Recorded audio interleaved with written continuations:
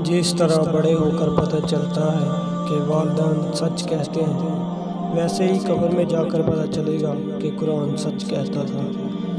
अल्लाह हमें दुनिया में कुरान की समझ अता फरमाए। अगर आपका दिल हक पर है तो आपकी ज़ुबान पर भी आपका साथ देगी।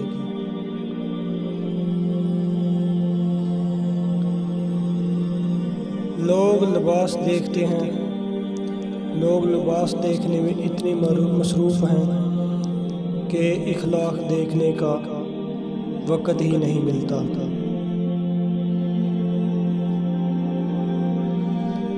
अगर ये चाहते हो मेरे बहुत से चाहने वाले हों तो हमेशा मुस्कुराते रहो, क्योंकि रोने वाले का साथ कोई भी नहीं देता। तहज्जुद पढ़ते हैं मगर अपने भाई से बोल चाल नहीं रखते। हर नेक काम करते हैं मगर गीबत नहीं छोड़ते। अपनी नेकियां ऐसे थैली में जमा न करें जिसमें सुराख हो।